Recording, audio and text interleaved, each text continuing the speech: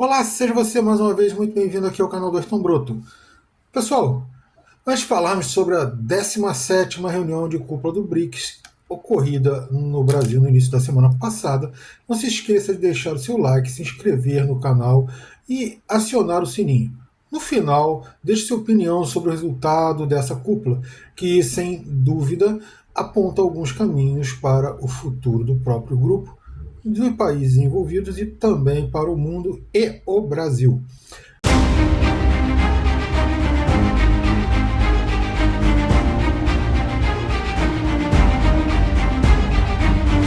Pois é, pessoal, antes de tudo quero explicar que estive um pouco ausente aí por dois motivos nos últimos dias. O primeiro motivo principal é o excesso de trabalho, porque eu trabalho numa atividade que agora está em alta temporada e sobe muito a quantidade de trabalho. Então, nessas últimas 2, 3 semanas, realmente teve bastante corrido para mim na questão de trabalho. O segundo motivo foi uma crise de coluna. Estava complicado até de ficar sentado, eu já tenho que ficar sentado muito tempo no trabalho. Chegava em casa moído, não dava para sentar para gravar, tava, até para fazer pesquisa e tal, estava complicado. Me mantive relativamente informado sobre os acontecimentos que vinham acontecendo no mundo, mas estava difícil para fazer roteiro e para gravar vídeos.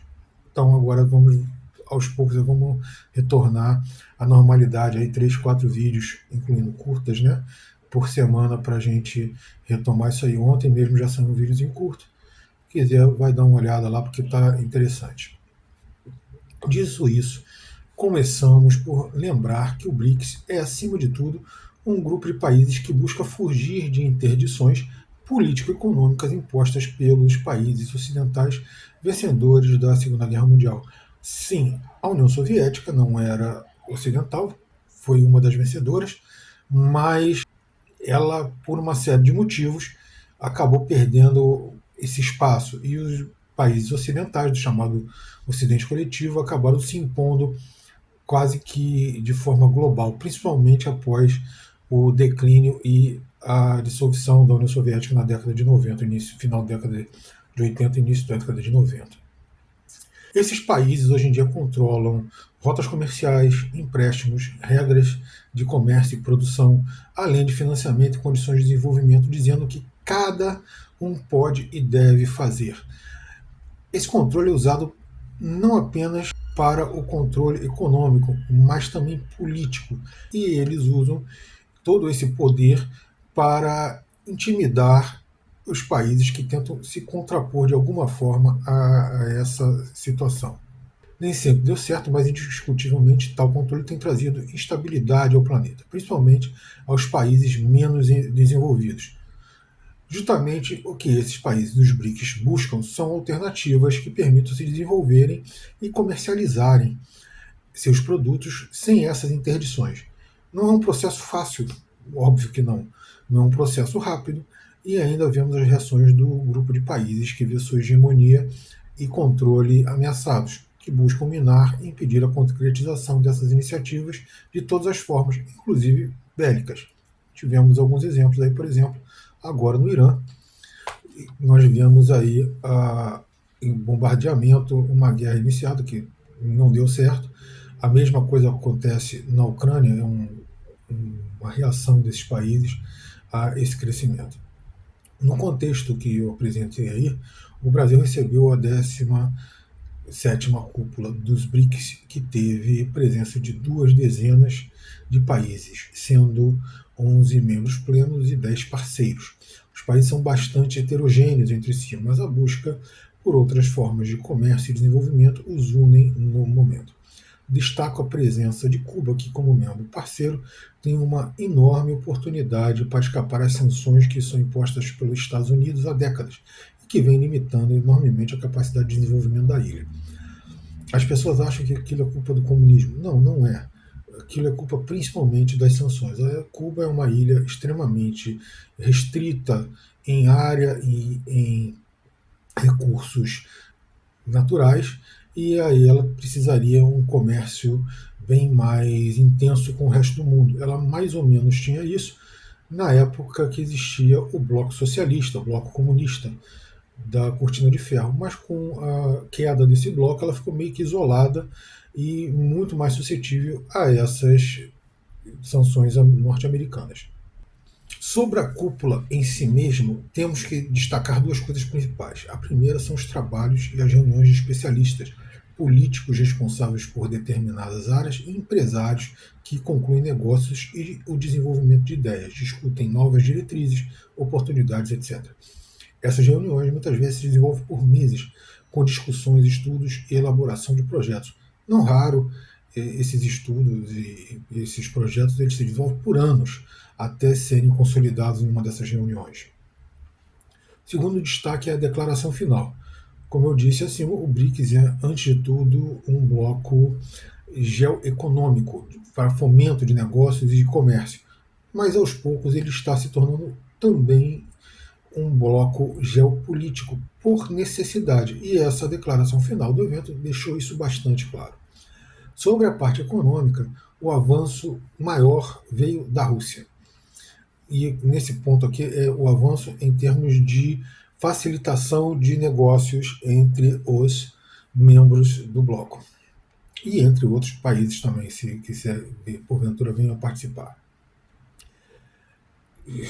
Nessa participação russa foi justamente a entrega de um novo sistema de pagamentos, de trocas comerciais, e que entraria em teste.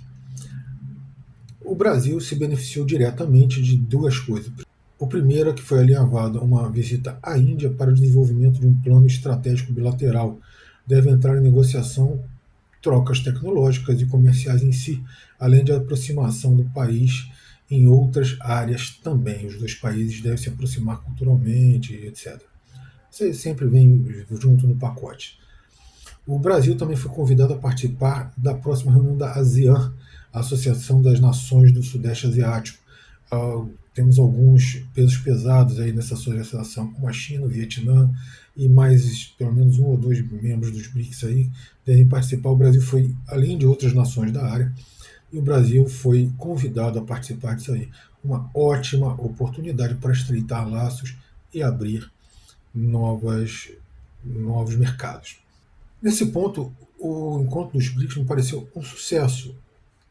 Veja, você não é obrigado a ter todas as reuniões com a apresentação de novas propostas. Não é isso. Esse ponto, principalmente a parte comercial de contatos entre os países, foi bastante efetiva. Tivemos várias bilaterais, como essas do Brasil, por exemplo, e nesse ponto ele me pareceu um sucesso o encontro. Mas, por outro lado, também foi mais devagar nessa parte de avanços institucionais nessas relações. Essa falta de avanço me pareceu proposital, porque o Brasil optou por transformar uma parte substancial do encontro num pré-COP30. Foi muita ênfase a ambientalismo. A COP30 é uma reunião que o Brasil vai sediar também em Belém, mais para o final do ano.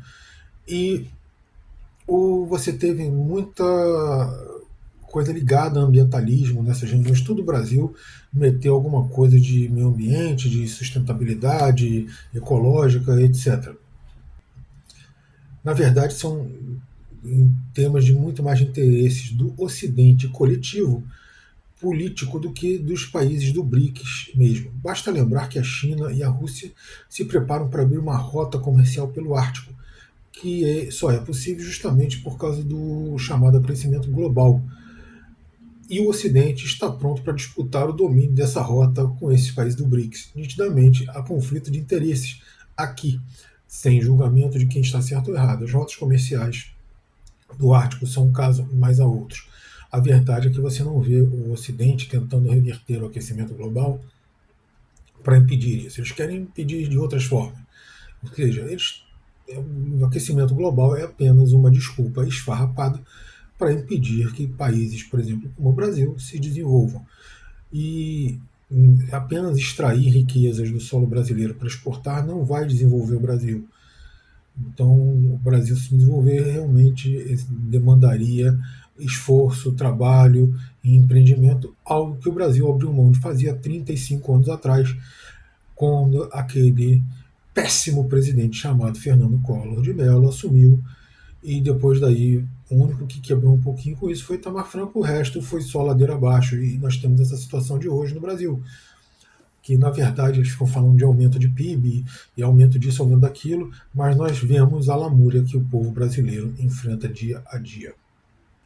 Por outro lado, há um ponto importantíssimo no evento, porque nós falamos agora das reuniões, né, o pouco avanço institucional, embora os bilaterais tenham sido bons. Mas tem o ponto importante, eu acho que nesse ponto foi o principal desse evento, foi a declaração final. Nessa declaração, elas costumam vir com informações que indicam o caminho que o grupo quer seguir, quais as prioridades, atenções, interesses, aspirações, etc. No caso da cúpula que se encerrou, a declaração final foi extremamente abrangente. O documento teve um total de 126 itens, que incluíram desde os temas geoeconômicos, que são o objetivo primário dos BRICS, passando por temas sociais, novas tecnologias com destaques para o uso de IaaS e o espaço sideral, temas humanitários, ecologia, mineração, o fato de que o grupo fatalmente irá enveredar para a geopolítica, ele se tornará também um grupo geopolítico, porque temas como respeito à Carta e determinações da ONU, reformas em sua estrutura, condenações a atos de guerra específicos, assim como de ações terroristas também, chamamento à paz e respeito à soberania dos povos de vários países e regiões do mundo, também quanto ao uso de novas tecnologias e fronteiras tecnológicas com o objetivo de desenvolvimento de bem-estar da humanidade e contra o seu uso militar. Tudo isso indica que a cada reunião o grupo BRICS se vê mais pressionado pelos acontecimentos a abraçar temas geopolíticos. Eu não estranharia, não me surpreenderia que pelo menos parte do BRICS acabasse fazendo uma aliança militar. Já está até acontecendo.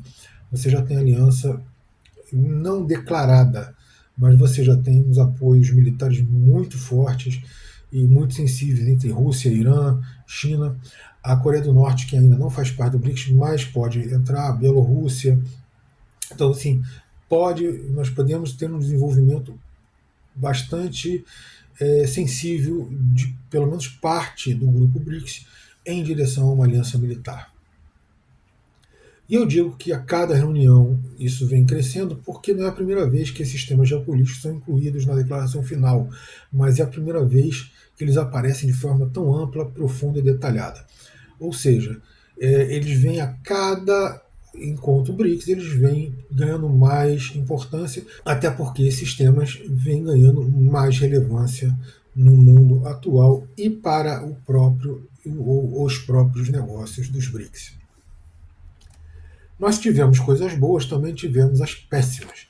O próprio presidente Lula veio com a ideia estúpida de incluir os países do G7 no BRICS, como se esses países não estivessem utilizando de todos os meios, inclusive militares, para minar e impedir a consolidação desse bloco geoeconômico. Da minha parte, eu realmente eu não consigo definir se Lula traz essas ideias estúpidas porque ele está senil, porque ele não entende efetivamente o que está acontecendo, porque ele é coagido a isso, ou porque ele sabe que uma besteira dessa jamais será aprovada pelos membros do bloco. O problema é que com isso ele tenta parecer bom para os dois lados, talvez. Mas assim, seja qual for o motivo, isso pega mal. E ainda por cima não ajuda Lula a ter uma relação melhor com o Ocidente.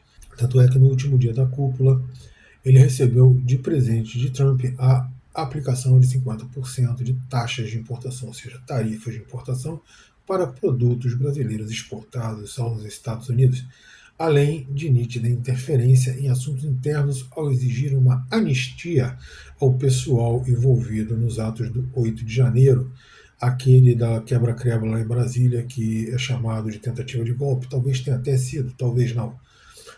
O fim do processo contra Bolsonaro e os seus correligionários e a não interferência nas big techs estadunidenses que operam no Brasil.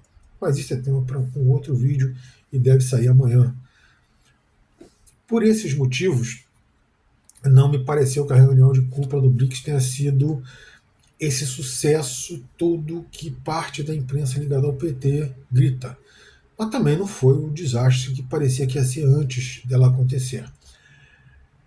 Atingiu objetivos geoeconômicos e até alguns geopolíticos, mas teve algumas escorregadelas, principalmente vindas da própria liderança brasileira. Se não foi o desastre que a maioria dos analistas geopolíticos esperava, também não foi o sucesso que poderia ter sido. E ainda foi aberto mais um setor de conflito direto com os Estados Unidos. Pois é, esse é o que temos para hoje. Eu agradeço a presença de todos vocês aqui e até o nosso próximo vídeo.